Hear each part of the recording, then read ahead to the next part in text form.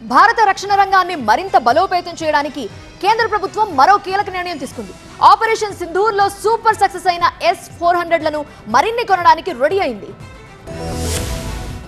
భారతదేశం రక్షణ వ్యవస్థను మరింత పటిష్టం చేసుకునే దిశగా కీలక ముందడుగు పడింది. ఆధునిక పరిస్థితులకు తగ్గట్టుగా సైనిక అవసరాల కోసం భారీగా యుద్ధ విమానాల కొనుగోలుకు డిఫెన్స్ ఎక్విజిషన్ కౌన్సిల్ DAC ఆమోదం తెలిపింది. 2.38 లక్షల కోట్లతో యుద్ధ విమానాలను కొనేందుకు రక్షణ శాఖకు అనుమతి లభించింది. ఈ విషయాన్ని రక్షణ శాఖ మంత్రి రాజ్నాథ్ సింగ్ X వేదికగా వెల్లడించారు. భారత సైన్యం ప్రస్తుతం ఉపయోగిస్తున్న పాతకాలపు AN-32, AL-76 యుద్ధ విమానాల స్థానంలో మధ్య తరహా రవాణా యుద్ధ విమానాలు రాబోతున్నాయి. గగనతల మిసైల్ వ్యవస్థ పటిష్టం కోసం రష్యాకు చెందిన S-400 విమానాలు కొనేందుకు DAC ఓకే చెప్పింది. వీటి సాయంతో అధునాతన గగనతల దాడుల ముప్పును సమర్థంగా ఎదుర్కోవడం, సంక్లిష్టమైన లక్ష్యాలను ఛేదించడం సాధ్యపడనుంది. రిమోటెడ్ పైలట్ ఎయిర్ క్రాఫ్ట్స్, ఏరో ఇంజిన్ అగ్రిగేట్స్ కూడా భారత సైన్యం అమ్ముల పొదిలో చేరనున్నాయి. కోస్ట్ గార్డ్ విషయానికొస్తే heavy duty air cushion vehicles కొనుగోలుకు DAC పచ్చజెండా ఊపింది. ఈ వాహనాలు తీర ప్రాంతాల్లో గస్తీ నిర్వహణకు, వెతకడానికి, సహాయక చర్యలు చేపట్టేందుకు తోడ్పడతాయి.